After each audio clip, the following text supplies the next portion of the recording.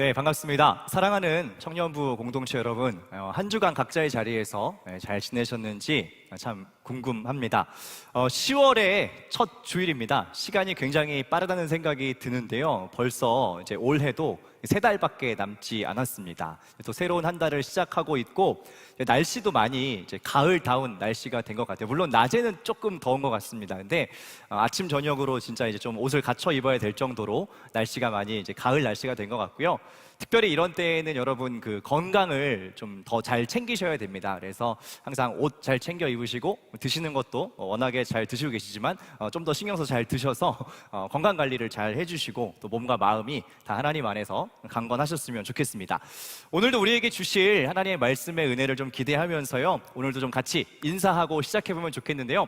한 주간 각자의 자리에서 너무 애쓰고 수고하셨는데 우리 좀 서로 격려하는 마음으로 인사하실 때 좀 주먹을 이렇게 쥐시고 제가 늘 하는 인사로 양옆에 계신 앞뒤자에 계신 분들이 형제분이시면 요 형제요, 자매분이면 자매요, 또 화면을 보고 인사하시는 분들은 저에게 요 목사님 이렇게 화면을 톡 쳐주시면서 함께 인사하시면 좋겠습니다. 같이 한번 인사해 볼까요? 요 형제요, 네, 요 자매요. 네, 감사합니다. 새로운 한 달 동안요, 어떠한 주제로 함께 말씀을 나눌까 여러 가지 고민을 하다가 10월 달이 교회에 있어서 굉장히 중요한 의미가 있는 달이다라는 것을 좀 생각을 하게 됐습니다. 혹시 여러분 들어보신 분이 계신지 모르겠는데 교회의 1년의 일정 중에 종교개혁주간이라는 것이 있습니다. 혹시 들어보신 분 계세요? 종교개혁주간 알고 계셨다? 한 분 계신 거예요? 굉장히 감사합니다. 그럼 제가 다 모른다고 생각하고 엄청 아는 척을 하면서 제가 마음껏 얘기를 해도 아무도 모르실 거기 때문에 설명을 좀 드리면 16세기, 벌써 한 500년 전에 일어난 종교개혁을 기념하기 위해 지키는 주일이 종교개혁 주일입니다. 올해는 10월의 마지막 주가 종교개혁 주일입니다. 그래서 이번 한 달 동안은요, 개혁자들 그리고 우리라는 주제로 종교개혁에 관한 이야기를 우리가 5주 동안 함께 살펴보면서 그것이 어떤 의미가 있었고 우리가 살고 있는 이 시대에 그럼 어떤 부분들을 우리가 좀 적용해 볼 수 있을까 하는 것을 같이 나누면 좋겠다라는 생각을 했습니다. 특별히요, 종교개혁의 5대 가치라고 하는 게 있어요. 이런 거는 상식적으로 알고 계시면 좀 멋있어요. 교회를 좀 여러분 많이 다니셨으니까 누가 혹시나 종교개혁의 정신이 뭐냐 이렇게 물어보면 5가지를 얘기하시면 되는데, 오직 성경이라는 가치가 있고요, 오직 믿음, 오직 은혜, 오직 그리스도, 오직 하나님께 영광이라고 하는 5대 정신이 있습니다. 그래서 마침 10월이 5주예요. 그래서 한 주에 한 가지씩 우리가 좀 같이 나누고 이 의미들을 우리의 삶에 좀 적용해 보려고 합니다. 저는요, 오늘 이런 질문으로 여러분들과 함께 말씀을 좀 시작해 보고 싶은데, 제가 이렇게 한번 질문해 볼게요. 여러분의 종교는 무엇인가요? 네, 갑자기 되게 황당하시죠? 여러분 다 지금 같은 종교를 가지셔서 여기 모여 계시는데 여러분들의 종교는 무엇입니까? 제가 이렇게 물어보는 이유는 요즘은 개인정보를 보통 뭐 이름, 핸드폰 정도만 입력하면 대부분 다 이제 스마트폰에 연동돼서 여러 가지가 다 확인이 되기 때문에 그렇게 자세하게 안 물어보는데요. 제가 좀 어릴 때는 뭐 이렇게 자기소개서나 뭐 이렇게 뭘 쓸 때 항상 어떤 칸이 있었냐면 종교를 적는 칸이 있었어요. 종교. 그래서 거기에 보면 몇 가지 주요 종교가 써 있었죠. 기독교, 불교, 천주교, 무교 뭐 이런 것들이 이렇게 적어져 있어서 거기에 이렇게 체크박스를 했습니다. 내가 어떤 종교를 갖고 있는지 체크박스를 했었어요. 그러니까 여러분들도 한번 생각해 보세요. 다시 한번 질문 드릴게요. 여러분들의 종교는 무엇입니까? 네, 화면 한번 띄워봐 주시고 이 중에 여러분들 해당하는 종교가 어떤 것인지를 한번 좀 생각해 보세요. 일단 무교는 아니신 것 같아요, 그죠? 예, 다 어떤 신앙을 가지셔서 여기 오신 거니까 무교는 아니실 테고, 혹시 스님은 안 계시죠? 오신 분 중에 오늘 스님은 안 오신 것 같고, 불교도 아니실 테고, 혹시 천주교이신 분 계십니까? 천주교인데 오늘 이 교회 예배를 한번 드려보러 오셨다. 없으시죠? 예. 자, 그러면 이 3가지는 확실히 아니신 것 같고 2개 중에 약간 헷갈리실 거란 말이에요, 그죠? 자, 기독교이신 분 한번 손 한번 들어주시겠어요? 기독교이신 분. 그럼 나머지는, 자, 나는 개신교다. 그럼 나머지 분들은 어디 스님이세요? 나머지 분들은 왜 손을 들지 않으시는 거죠? 이 신앙 고백에 불분명하시면 안 됩니다. 자, 기독교냐 개신교냐 요거 약간 헷갈리실 거예요. 둘 다 맞는 것 같기도 하고 기독교라고 보통 얘기하니까 조금 헷갈리실 텐데, 사실 기독교라고 얘기하셔도 맞고요, 개신교라고 얘기해도 맞으십니다.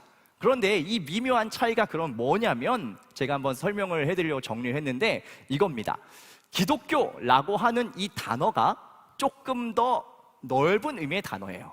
기독교는 뭐냐면 예수 그리스도를 믿는 모든 종교, 예수 그리스도를 주로 고백하는 모든 종교가 기독교가 되겠습니다. 그렇기 때문에 이 안에는 뭐가 다 포함되냐면 천주교가 포함돼요. 그리고 우리가 지금 소속되어 있는 우리가 흔히 교회라고 얘기하는 것이 개신교라고 말하는 게 조금 더 정확한 표현입니다. 물론 보통 이제 그냥 일반적으로 얘기할 땐 종교 뭐야? 기독교 그러면 아 교회 다니는구나라고 보통은 얘기하지만 조금 더 정확하게 얘기를 하면 그 안에서도 개신교에 우리가 속해 있다라고 아시면 이게 좀 멋있는 거예요. 누가 딱 물어봤을 때 난 개신교야 라고 얘기하면 조금 더 정확한 표현이 되겠죠.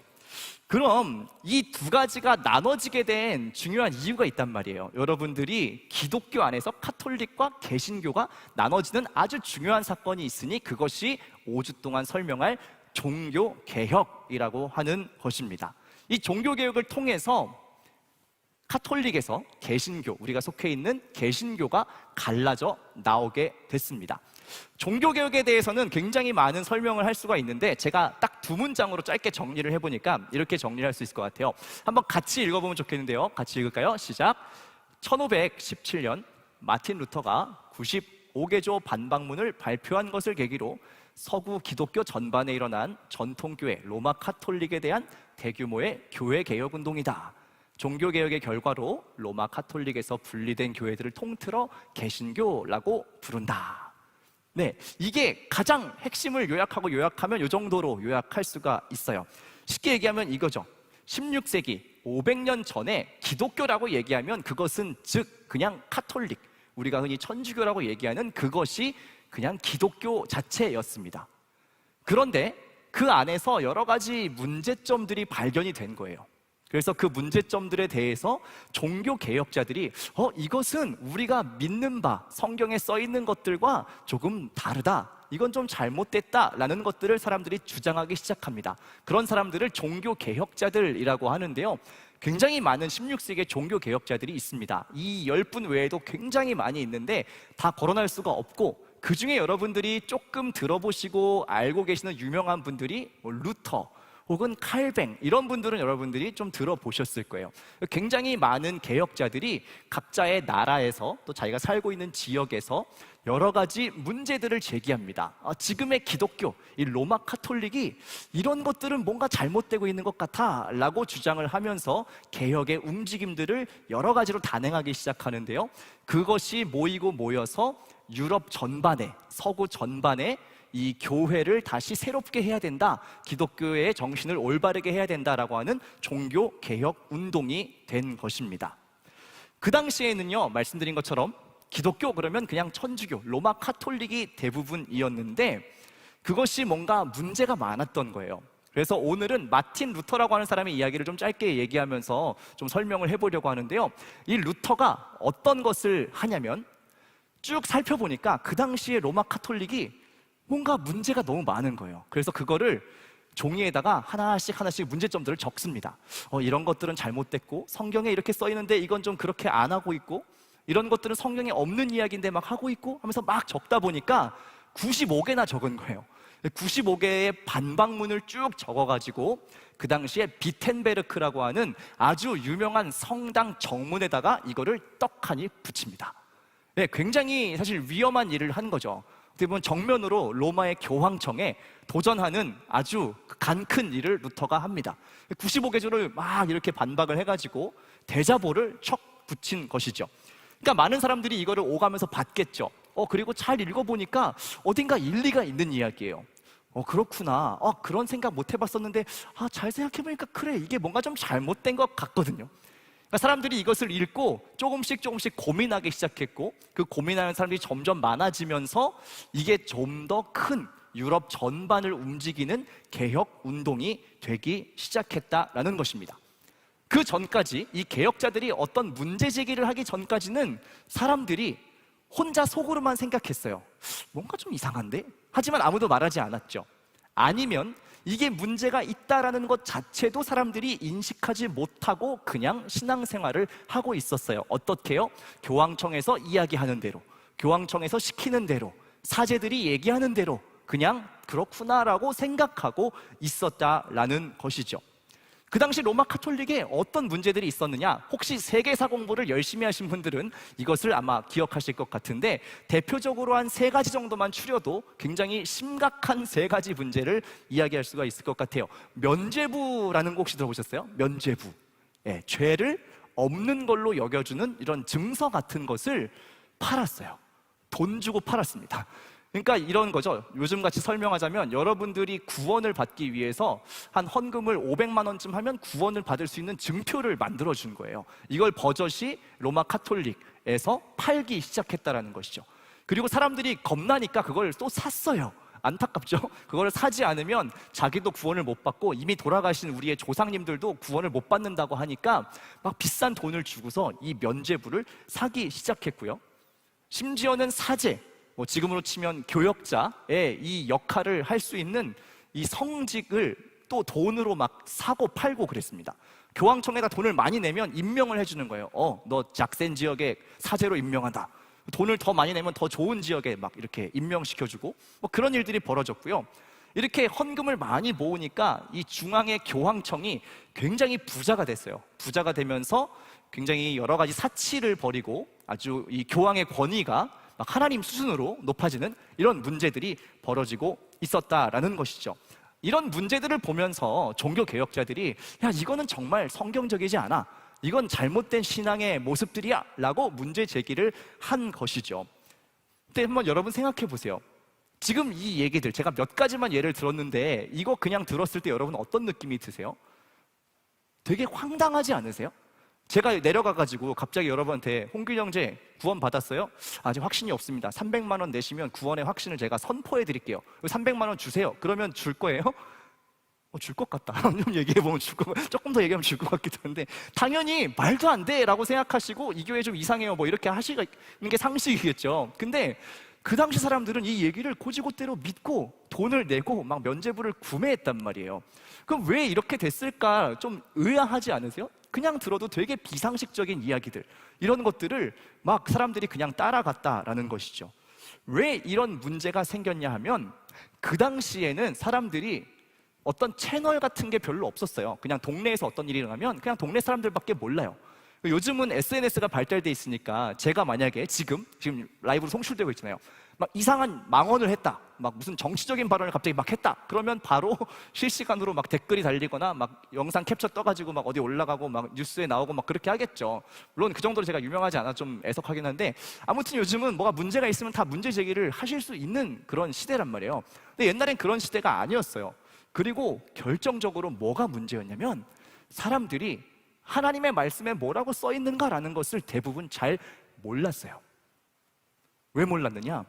사제들이, 교황이, 그리고 많이 배운 이 지식층들이 성경을 자기들만 읽을 수 있는 언어로 사용했어요. 쉽게 얘기하면 그냥 평신도들이, 성도들이 하나님의 말씀을 읽을 수가 없는 시대였다라는 거예요. 성경은 다 어려운 말, 그 당시 라틴어로 써 있었고 공부를 많이 한 사람들만 이해할 수 있는 언어로 써 있었고 그들만 볼 수가 있었어요. 그리고 굉장히 비쌌기 때문에 쉽게 구할 수도 없는 것이 성경이었습니다. 그러니까 이거예요. 사제들이 나쁜 마음을 먹고 잘못 가르쳐도 듣는 사람들이 그게 맞는지 틀리는지 확인할 길이 없었어요. 왜냐하면 직접 말씀을 볼 수가 없었기 때문이죠. 그러니까 이 사제들이요, 교황이 이거를 혼자 독점하고 가르쳐주지 않고 사람들을 바보가 되도록 만들었던 것이죠. 여러분 혹시 영화 내부자들이라는 영화 혹시 보셨나요? 네, 이거 저 되게 보면서 저는 이 장면이 제일 기억에 남았는데, 거기 보면 백윤식 씨 아시죠? 배우 백윤식 씨가 나와가지고 이런 얘기를 해요. 이분이 이제 언론사 사장인데 이런 얘기를 한단 말이에요. 뭐 그런 걸 걱정하십니까? 어차피 대중들은 개돼지입니다. 적당히 지저대다가 알아서 조용해질 겁니다. 이런 얘기를 한단 말이에요. 잘하죠? 되게 연습했어요. 이거를 저는 근데 이 얘기를 딱 듣고 되게 소름이 끼쳤어요. 뭐 기분도 좀 나쁘고, 아, 사람들이 정말 높은 자리에 가면 그렇게 사람들을 생각하는구나. 그냥 이렇게 막 국민들을 되게 바보라고 생각하는구나. 근데 그 당시에 사제들이 딱 그렇게 생각을 하고 이 성도님들을 대했던 거예요. 자기들만 알고 있으니까 안 가르쳐주고 잘못된 이야기를 아무리 해도 이 사람들은 몰라. 면죄부를 사야 돼 라고 얘기하면 사요. 조상들을 구원하기 위해서 돈 많이 내야 돼요. 돈 막 내요. 그러니까 사람들이 이게 되는구나 라고 생각하고 계속해서 이 잘못된 일들을 하고 있었다라는 것이죠. 그러니까 루터가 생각했을 때 이 시대에 여러 가지 문제점들이 있지만 가장 근본적인 문제는 뭐예요? 하나님의 말씀을 이 사람들만 읽는 게 문제로구나 라고 루터가 생각을 하게 됩니다. 그래서 루터가 종교개혁의 여러 가지 일들을 하지만 그 중에 가장 중요했던 일 한 가지가 뭐냐면 성경을 번역합니다. 자기의 모국어인 독일어로 성경을 번역해요. 어디서 하냐면 이 성에 이렇게 쫓겨가지고 교황청이 이제 추격을 할 거 아니에요. 95개조 반박문을 붙였으니까 이제 이 사람을 잡아와라 라고 수배가 내려져가지고 숨어서 몰래 이 고성에 숨어가지고 쪽방에서 몰래 숨어가지고 성경을 번역하기 시작합니다. 일반 신도들은 성경을 접할 수가 없었으니까 모두가 읽을 수 있도록 이 번역의 작업에 착수하게 된다라는 것이죠. 여러분 생각해 보세요. 지금은 성경을 읽기가 너무너무 편합니다. 오히려 안 읽어서 문제죠. 그죠? 요즘은 그냥 핸드폰으로 이렇게 어플만 다운받아도 성경 66권이 다 들어오잖아요. 언제든지 여러분 읽으실 수가 있고, 너무나 안 읽기 때문에 어떻게든 읽게 만들려고 좀 쉬운 성경도 만들고, 우리말 성경도 만들고, 오디오 성경도 만들어주고, 그래도 안 하니까 막 영상도 막 만들어주고 해가지고 어떻게든 성경을 읽을 수 있도록 도와주는데, 그 당시엔 읽고 싶어도 읽을 수 있는 방법이 없었다라는 것이죠. 그래서 루터가 이 번역 작업을 열심히 하게 되고요. 그래서 마침내 독일어로 성경이 나오게 됩니다. 그래서 이 성경을 또 많은 사람들이 싸게 구할 수 있도록 많이 보급해가지고 직접 사람들이 읽을 수 있게 되었어요. 이거를 사람들이 읽어보니까 뭐가 보여요? 저 교황청에서 저 사제들이 잘못된 것을 우리한테 이야기하고 있었구나라는 것들이 이제는 보이거든요. 성경에 안 써있는 얘기잖아요. 구원받기 위해서 이만큼 헌금해야 된다, 안 써있거든요. 그러니까 사람들이 그것을 보고서 이게 잘못됐구나라는 것을 깨닫게 되었다라는 것입니다. 이 루터의 수고를 통해서 성경에 어떤 이야기가 담겨 있는지를 알게 됐고, 서서히 사람들이 개화되는 거죠. 눈이 뜨여서 그 당시에 로마 카톨릭이 이러한 것들을 잘못하고 있었구나라는 것을 깨닫게 되면서 이 16세기 전반에 대한 종교개혁이 일어나는 데에 아주 중요한 밑바탕이 되었다라는 것입니다. 제가 아주 짧게, 정말 짧고 짧게 요약해가지고 이제 이 얘기를 드렸는데, 제가 오늘 이 말씀을 준비하면서 좀 생각이 되게 많았어요. 이번 한 주 동안. 왜 그랬냐면, 이게 이렇게 정리를 하면서, 이 과거의 역사잖아요. 500년 전의 역사의 사건인데, 이 사건들을 쭉 정리를 하면서 제가 어떤 마음이 들어서 조금 마음이 무거웠냐면, 이게 희한하게 오버랩돼요. 뭐랑 오버랩 되냐면, 우리가 살고 있는 이 시대하고 희한하게 오버랩이 되는 거예요.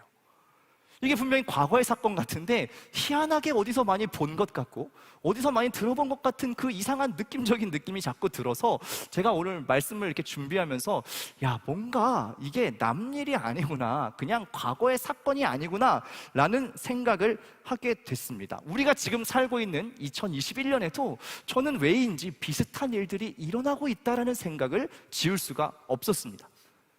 하나님의 말씀이 온전히 모든 신자들에게, 성도들에게 잘 전달되고 있는가? 모든 사람들이 하나님의 말씀을 접하고 또 읽고 생각하고 고민하고 하나님의 뜻을 그 안에서 찾고 있는가?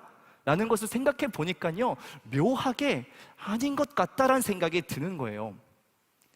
그런데 분명한 것은 이 하나님의 말씀은 그때나 지금이나 우리의 삶을 바르게 인도하는 가장 중요한 기준점이 되었었다라는 거예요. 오늘 우리가 함께 읽은 본문이 그러한 이야기를 조금 담고 있는데요, 디모데라고 하는 사도 바울의 후계자가 등장해요. 사도 바울이 하던 이 선교, 교회를 세우고 선교하는 이 일을 이제 이어받아야 되는 젊은 목회자가 디모데입니다. 근데 이 디모데에게 사도 바울이 쓴 편지가 디모데 전서 후서인데, 디모데 후서에 오늘 같이 읽은 곳에 이런 얘기가 기록되어 있어요. 디모데가 어떻게 믿음을 갖게 되었는가라는 이야기가 아주 짧게 기록이 되어 있는데요, 다시 한번 우리 이 말씀을 좀 같이 읽으면 좋을 것 같아요. 14절과 15절을 먼저 함께 읽겠습니다. 그러나 너는 배우고 확신한 일에 거하라. 너는 내가 누구에게서 배운 것을 알며 또 어려서부터 성경을 알았나니 성경은 능히 너로 하여금 그리스도 예수 안에 있는 믿음으로 말미암아 구원에 이르는 지혜가 있게 하느니라. 여기 보면 사도 바울이 디모데의 신앙에 대해서 설명을 할 때 이렇게 설명을 합니다. 나는 내가 누구에게서 이 신앙을 배웠는지를 알고 있다라고 하면서 15절에 이렇게 써 있죠. 너는 어려서부터 성경을 알았다라고 기록되어 있습니다. 너의 신앙, 너의 그 믿음, 그 확신이 어디서부터 온 것이냐 하면 어릴 때부터 성경을 통해서 깨닫고 그것이 너의 믿음이 된 것이다 라고 이야기를 합니다. 특별히 디모데후서 1장에 보면 그 믿음이 어떻게 전승됐는지가 살짝 나오는데요, 1장 5절에 이런 말씀이 기록되어 있습니다. 이 믿음은 먼저 내 외조모 로이스와 내 어머니 유니게 속에 있더니 내 속에도 있는 줄을 확신하노라. 쉽게 얘기하면 이거예요. 디모데의 외할머니가 이 신앙이 있었어요. 그리고 그것이 엄마인 유니게에게 잘 전달이 됐고 이제 아들인 디모데에게 잘 전달이 됐다는 거예요. 근데 이 모든 신앙이 뭘로 전승됐다고요? 하나님의 말씀인 성경을 통해서 이 믿음이 잘 전승됐다라는 것입니다. 그 다음 이제 이어지는 16절, 17절 말씀이 너무나 유명한 말씀인데요, 그럼 어떻게 성경이 이 한 사람으로 하여금 믿음을 가지게 하는가에 대한 이야기인데요, 우리 한 목소리로 우리 3장 16절, 17절의 말씀을 같이 읽도록 하겠습니다. 함께 읽습니다. 모든 성경은 하나님의 감동으로 된 것으로 교훈과 책망과 바르게 함과 의로 교육하기에 유익하니 이는 하나님의 사람으로 온전하게 하며 모든 선한 일을 행할 능력을 갖추게 하려 함이라. 뭐라고 써있죠? 모든 성경은요 하나님의 감동으로 쓰여진 것이고 교훈도 해주고요, 깨닫게 해주고 때로는 책망도 하고 잘못된 것을 잘못됐다고 알려주고 또 바르게 한 잘못된 길에서 벗어나서 맞는 길을 가게 하고요, 의로 교육하기에 유익하다라고 기록이 되어 있습니다. 결국 이 모든 것, 성경이 하는 이러한 기능들, 교훈하고 책망하고 바르게 하고 의로 교육하기에 유익한 이 모든 것들은 결론적으로 어떤 것을 위함이냐면 17절에 기록된 것처럼 하나님의 사람으로 온전하게 살아갈 수 있도록 하는 능력을 주기 위해서다라고 기록되어 있습니다. 즉 하나님의 사람, 신앙인, 그리스도인이 바르게 살아가는 데 있어서 그 모든 능력의 원천이 하나님의 말씀인 성경이다라는 것이에요. 그러면 당연히 우리가 신앙생활을 해나감에 있어서 가장 중요하게 가까이 하고 고민하고 연구하고 씨름해야 될 것은 하나님의 말씀이에요. 그런데 여러분 한번 질문해 볼게요. 저를 포함해서 여러분들의 그 삶 속에 가장 중요한 삶의 기준과 방향, 가치관, 원칙이 하나님의 말씀인 성경에 있으십니까? 참 부끄럽게도 저도 때로는 그렇지 못할 때가 많은 것 같아요. 저도 이 대한민국이라고 하는 이 사회에 어떻게 보면 한 사람으로 살아가고 있잖아요. 여러 가지 이야기들을 듣게 돼요. 세상은 이렇게 살아야 되고 막 이런 게 중요하고 이런 걸 준비해야 되고 이런 처세술이 필요하고 그런 이야기를 막 들어요. 당연히 그 얘기들이 필요한 이야기들이라고 생각합니다. 그러나 때로는 그게 너무 크게 다가온 나머지 하나님의 말씀이 나의 삶의 기준이 되지 않고 그 이야기들, 그냥 뭔가 그 걱정들, 그 염려 때문에 이 하나님의 말씀이 들리지 않을 때도 참 많다라는 거예요. 그것이 나의 삶의 기준이 되는 것이 아니라 그냥 세상 사람들의 여러 가지 예측들, 전망들, 이게 더 좋은 거야 라는 여러 가지 그런 이야기들이 내 삶의 기준이 될 때가 참 많다라는 것이죠. 그런데 분명하게 여러분 말씀드립니다. 하나님의 말씀이야말로 우리의 모든 삶과 신앙인으로 살아가는 그 모든 걸음에 있어서 가장 중요한 시발점이 됩니다. 이것이 없이는 우리는 신앙인으로 살아갈 수가 없습니다. 왜요? 이 안에 하나님의 뜻이 담겨 있기 때문이고 하나님께서 이 말씀을 통해서 우리가 어떤 존재인지 또 어떻게 살아가야 하는지 우리가 어떤 의미를 가지고 이 땅에 있는 것인지를 계속해서 계시해 주시기 때문이에요. 그렇기 때문에 적어도 여러분들이 그리스도인으로 신앙을 가지고 살아간다라고 하시면 이 하나님의 말씀에 더욱더 귀 기울일 필요가 있다라는 것이죠. 그런데 참 안타까운 것은 우리가 이 하나님의 말씀을 대하는 우리의 태도예요. 제가 어떤 생각이 들었냐면, 뭐 비교를 하면 좀 그렇지만 우리가 얼마나 열심히 우리에게 주어진 하나님의 말씀을 읽고 연구하고 생각하고 있지라고 생각해 보니까 이단들이 하는 것이나 사이비들이 하는 것보다도 한참 못 미치지 않는가 하는 생각을 하게 돼요. 여전히 이단들 되게 많죠. 사이비도 되게 많고, 여러분 뭐 이렇게 전철역 가시거나 하면 많이 보잖아요. 도를 물어보시거나 뭐 이렇게 어머니 하나님 아세요? 막 이렇게 물어보는 분들이 굉장히 많이 계시는데, 오히려 이단들조차도요, 없는 이야기, 성경에 없는 이야기들을 막 왜곡해가지고 만들어서 전하는데도 불구하고 정말 열심히 전합니다. 그리고 정말 열심히 가르칩니다. 신도들을 막 바르게, 그들 입장에서 바르게 세우기 위해서 정말 온갖 애씀들을 한단 말이에요. 그런데 너무나 안타까운 것은 무엇이냐? 이 이단들보다도, 사이비들보다도 우리가 하나님의 말씀을 대하는 그 열심과 태도가 진지하지 않다라는 거예요. 저는 이것이 참으로 안타까운 일이라고 생각해요. 그러니까 어쩌면 그 참 허무맹랑한 이야기들에 우리가 솔깃하고, 어쩌면 이단에 이렇게 쉽게 또 빠지기도 하는 것이 아닌가 하는 생각을 합니다. 우리가 뭘 믿는지에 대해서 바르게 알지 못하니까 잘못된 이야기를 들어도 분별할 수 없는 것, 그것은 500년 전에 있었던 그 일들과 너무나 유사하다는 거예요. 또 말씀을 맡아 전하는 사람도 마찬가지지요. 그 당시 사제들이 했던 것처럼 교회라고 해서, 강단이라고 해서, 저를 포함해서 목회자라고 해서 다 하나님의 말씀을 바르게 전하고 있다라고 여러분 순진하게 생각하지 마십시오. 참 안타깝게도요, 그 거룩한 강단, 하나님의 말씀을 전하는 그 자리에서조차도 자기의 생각, 자기의 뜻, 정치적인 어떤 의도들을 담아서 말씀을 전하는 사람들이 너무나 많습니다. 저는 여러분들이 그런 부분에 있어서 더 깨어 있으셨으면 좋겠어요. 그리고 때로는 저한테 막 찾아와서 질문도 했으면 좋겠어요. 정말 그렇습니까? 의심의 눈초리로 저를 바라봐 주시고, 그냥 목사님 얘기하니까 다 맞을 거야 라고 그렇게 쉽게 생각하는 것이 아니라, 정말 그러한가 여러분 연구하시고 생각하시고 질문도 하시고, 저는 이렇게 할 수 있었으면 참 좋겠다라는 생각을 합니다. 사랑하는 청년 여러분, 저는 이 말씀을 통해서요, 여러분들이 하나님의 말씀을 조금 더 귀하게, 그리고 때로는 조금은 엄중하게 하나님의 말씀을 대하실 수 있기를 소망해요. 단순히 그냥 이 책, 이 활자로 된 책을 소중히 여기라는 게 아니에요. 여러분 너무 소중히 여기신 나머지 안 들고 다니시잖아요. 그냥 이렇게 잘 모셔놓고. 그런 뜻이 아닙니다. 이 책을 소중히 여기라는 것이 아니라, 이 안에 하나님이 어떤 뜻을 담아두셨는가, 우리에게 어떤 삶을 살라고 말씀하시는가. 물론 이 시대에 다 그대로 적용할 수 없는 이야기들도 많고, 때로는 좀 연구하고 공부해서 그 당시 시대의 배경을 알아야 이해되는 말씀도 있기 때문에 쉽지는 않습니다만, 뭐 그런 것들을 돕기 위해서 교역자가 있고, 그렇죠? 그렇기 때문에 함께 이것을 같이 고민하고 연구하시면서 하나님 무엇이라고 우리에게 이 시대에도 여전히 말씀하시는가를 여러분들 귀 기울이셔야 되는 것은 분명합니다. 디모데후서에 오늘 기록된 것처럼 우리가 하나님의 사람으로 살아가는 데 있어서 모든 그 능력, 그 모든 방향성들은 하나님께서 분명히 우리에게 말씀하고 계시고, 이 신앙의 선배들도 수천 년의 시간 동안 그것을 같이 붙들고 씨름하며 이 믿음의 유산들을 지금까지 이어왔다라는 것입니다.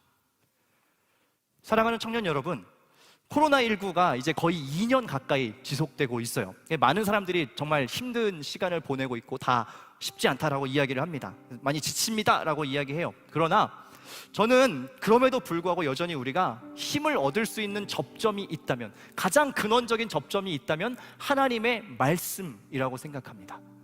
물론 우리에게 관계도 중요해요. 너무 중요해요. 저도 그걸 못하니까 너무 답답해요. 정말 리더들하고도 고기 한 번 구워 먹는 게 제 1년의 기도 제목이었는데 아직도 응답이 안 됐어요. 리더들끼리 한 번만 좀 모여서 진짜 고기라도 한 번 구워 먹고 MT라도 한 번 꼭 갔으면 좋겠다가 제 1년 기도 제목인데 아직도 응답이 안 돼서 저도 참 마음이 어렵습니다만, 그것 이전에 정말 각자가 여러분들의 자리에서 할 수 있는 그것, 그리고 해야만 하는 그것은 무엇이냐? 하나님의 말씀, 하나님께서 나에게 오늘 이 순간 무엇이라고 얘기하시는가에 귀를 기울이는 것입니다. 그것이 생략되면요, 죄송하지만 아무리 관계가 쌓인다 한들 일시적인 기쁨과 만족으로 끝날 위험성이 높아요. 여러분, 셀 모임 안에서 정말 하나님의 말씀을 가지고 같이 이야기하는 그런 것들이 빠져버린다면 그냥 세상의 친교 모임과 크게 다르지 않을 거예요. 그것은 굉장히 공허한 모임으로 끝나버릴 위험성도 큽니다. 정말 바라는 것은 여러분, 이 하나님의 말씀을 조금 더 여러분들이 엄중한 마음으로, 진중한 마음으로 대하시고, 하나님 무엇이라고 나에게 말씀하시는가를 여러분들이 고민하고 치열하게 씨름을 하셨으면 좋겠습니다. 우리가 이 어려운 시기에 이 하나님의 말씀조차 붙들지 않는다면, 하나님의 말씀이 무엇을 우리에게 이야기하는가조차 우리가 관심이 없다면, 저는 다른 소망이 없다고 생각합니다. 아무리 좋은 프로그램을 만들고 아무리 좋은 온라인 툴을 가지고 와서 활용한다고 한들 그 안에 하나님의 말씀이 없고, 하나님 우리에게 무엇이라 말씀하시는지에 대한 그 진지한 고민이 없다면 우리가 어떻게 계속 신앙을 이어갈 수 있겠습니까? 저는 다시 한번 우리가 간절한 마음으로 하나님의 말씀을 주목해야 될 때라고 생각합니다. 그간에 여러분들이 많은 신앙의 경험들을 해오셨을 겁니다. 참 귀합니다. 그러나 그것에 여러분들의 모든 신앙의 기반을 두지 마시고, 하나님의 말씀이 오늘 나에게 무엇이라고 얘기하는가, 이 예배 가운데 하나님 나에게 오늘 어떤 것을 말씀하고 계시는가, 하나님 말씀에 무엇이라 기록되어 있고 어떤 가치를 가지고 살으라고 우리에게 이야기하는가, 그것을 여러분들 부단히 찾아내십시오. 그것에 주목하십시오. 그 노력조차 하지 않으면서, 이단들도 하는 그 노력조차 하지 않으면서 우리의 신앙이 잘 될 것이다 라고 생각하는 것은 사실 굉장히 이기적인 생각이에요. 굉장히 욕심 있고 교만입니다. 바라는 것은 여러분들이 정말 겸손한 마음으로 다시 하나님의 말씀에 귀 기울이는 그 마음이 있으셨으면 좋겠습니다. 개혁자들은 이것을 주장했습니다. 오직 성경, 솔라 스크립투라, 오직 그 성경만이 우리의 모든 나아가는 걸음의 기준이 된다라고 생명을 걸고 이야기했습니다. 그리고 그 당시에 이 말씀을 마음껏 접하고 볼 수 없었던 그 사람들을 위해서 수많은 사람들이 성경을 번역하고 전했어요. 그 중에는 이 번역을 하다가 잡혀서 화형당해 죽은 사람도 있습니다. 그 정도로 목숨 걸고 이 일들을 했어요. 왜요? 그 하나님의 말씀이 그 안에 가장 귀한 것들이 있었기 때문에, 이것이 막히면 모든 것들이 막힌다고 생각했기 때문에 생명을 걸고 그 일들을 감당했죠. 오늘 우리도 다시 한번 그 마음으로 하나님의 말씀을 대할 수 있기를 원합니다. 참 어려운 시기지만 다른 어떤 것들을 붙잡는 것이 아니라 살아있는 그 하나님의 말씀을 붙들고 정말 그것에 기록된 대로, 또 우리에게 말씀하시는 대로, 물론 해석의 수고가 필요하지만 이 시대에 어떻게 우리가 살기를 원하시는지에 대한 것들을 여러분들 치열하게 고민하며 살아가실 수 있기를 원합니다.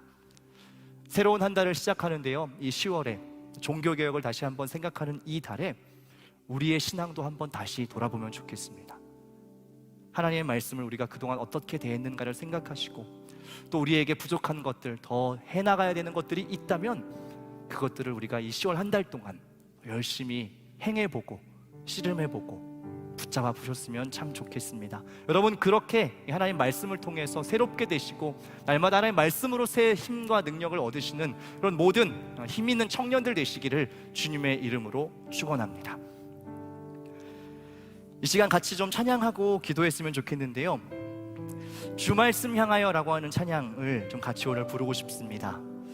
하나님, 정말 그 주님의 말씀을 향해서 우리가 더 가까이 나아갈 수 있도록 인도하여 주시고, 정말 하나님의 그 능력으로만, 하나님 말씀의 능력으로만 살아갈 수 있는 우리가 될 수 있게 해달라고 우리 같이 시간 고백하며 나아가면 좋겠습니다.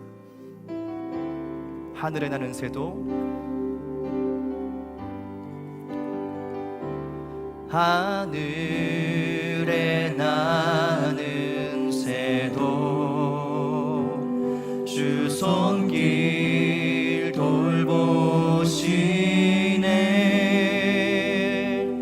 온 땅에 충만한 주 사랑으로 내 마음을 덮으소서. 주 나를 부르셨네. 주 나를 부르셨네. 주의 영광 위에 모든 사람 이끄소서. 주의 영광으로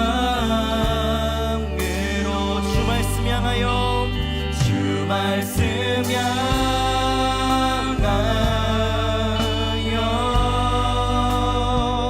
달려가리라.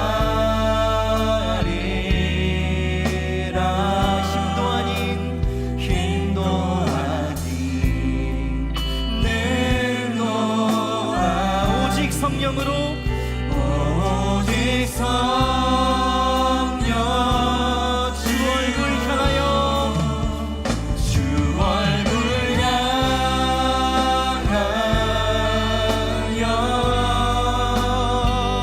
달려가리. 오 주의 영광 안에 오 주의 영광 안에 살게야. 우리의 마음의 중심을 다시 한번 주님께 드리며 고백합니다. 주 말씀 향하여 주 말씀 향하여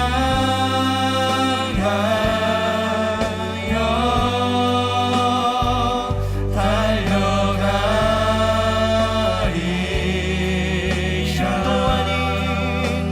힘도 아닌 능노한 오직 성령으로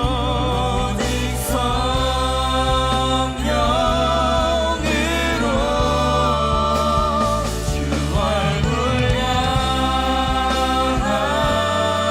향하여 달려가리라. 오주의 영광 안에 살게야. 우리 다시 한번 고백할 때에 가슴에 손을 얹고 그렇게 고백하기 원합니다. 주 말씀 향하여 주 말씀 향하여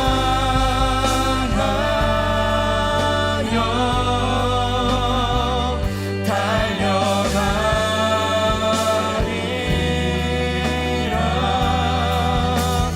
힘도 아닌 능도 아닌 오직 성령으로 주 얼굴 향하여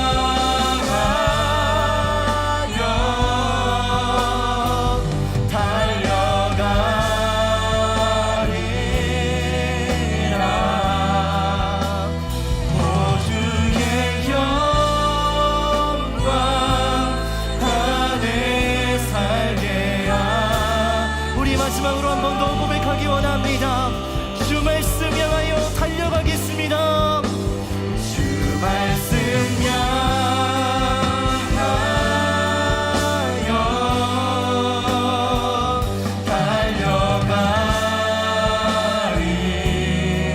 달려가리라.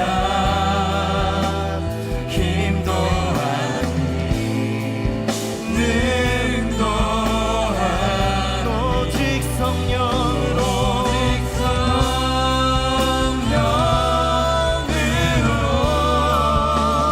주 얼굴 향하여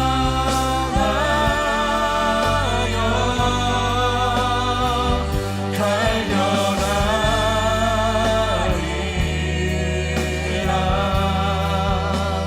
오주의 영광 안에 살게 하소서. 우리 이 시간 한 가지만 좀 같이 마음 모아 기도했으면 좋겠습니다. 오늘 이 하나님의 말씀을 들으시면서 여러분들 각자의 마음에 또 주시는 하나님의 감동이 있을 것입니다. 이 시간 같이 기도할 때에 하나님, 그 하나님의 말씀에 더욱 귀 기울일 수 있도록 인도하여 주시고 하나님의 말씀을 더욱더 우리의 삶 가운데 가까이 할 수 있게 해달라고 기도하시면 좋겠습니다. 또한 그것을 접할 때마다 하나님의 말씀을 듣고 읽고 연구하고 생각할 때마다 그것이 여러분들의 삶의 기준이 될 수 있게 하여 달라고, 나의 삶의 중요한 가치가 될 수 있게 하여 달라고, 세상의 여러 가지 가치와 방향들이 아니라 주님께서 우리에게 말씀하시는 여전히 유효한 이 생명의 말씀을 붙잡고 살아가는 삶이 될 수 있게 하여 달라고 이 시간 우리의 기도 제목을 가지고 함께 합심하여 기도하며 나가면 좋겠습니다. 함께 기도하겠습니다.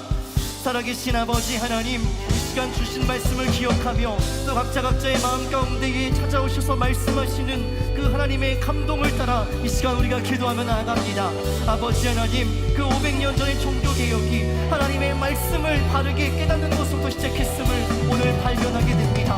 하나님, 그것을 깨닫지 못하고 또 그것이 가리워서 바르게 가르치지 않아서 알지 못했던 그 하나님의 말씀을 깨달을 때에야 하나님, 우리가 살아가는 모습이, 우리가 신앙생활하는 모습이 바르지 않았다는 것을 발견하게 되었고, 하나님, 어떤 것이 온전한 길인지 어떤 것이 바른 방향인지를 우리가 고민하기 시작하게 되었습니다. 하나님, 이 시대에도 그 종교개혁자들의 그 마음, 그 관점, 하나님, 다시 한번 우리에게 필요합니다. 그 간절한 마음, 이 귀한 말씀을 귀하게 여기는 마음, 하나님의 말씀에 다시 한번 귀 기울이는 그 마음이 하나님, 우리의 삶 가운데에도, 이 시대 가운데도 간절히 필요한 줄 믿습니다. 아버지 하나님, 새 마음을 허락하여 주시고, 하나님, 우리가 너무나 하나님 말씀을 듣기 쉬운, 어쩌면 너무나 마음만 먹으면 하나님의 말씀을 접할 수 있는 그 상황 가운데에서 오히려 등한시하고 가볍게 여기고 귀 기울이지 않았던 그 우리의 나태함과 교만함들이 있다면 다시 한번 겸손한 마음으로 귀 기울일 수 있도록 인도하여 주십시오. 다시 한번 하나님의 말씀을 붙들고 우리의 삶의 모든 걸음에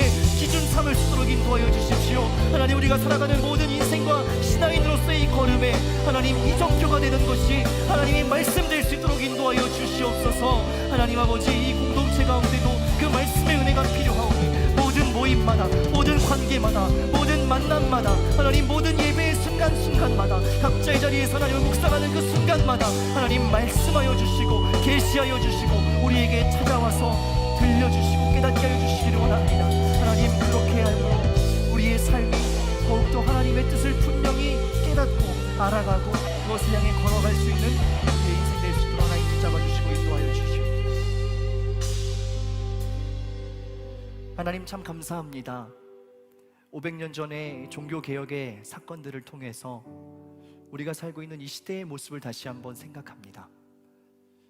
하나님의 말씀이 가리워지고 바르게 전달되지 않았을 때에 정말 말도 안 되는 여러 가지 일들이 너무나 당연하게 일어났던 그 시대를 바라보면서 하나님이 이 시대에도, 우리가 살아가는 이 시대에도 살아있는 하나님의 말씀이 들려지지 않고 또 바르게 전하지 않고 함께 깨닫지 못하고 있는 것은 아닌가 하는 두렵고 떨리는 마음으로 우리의 시대와 삶을 돌아봅니다.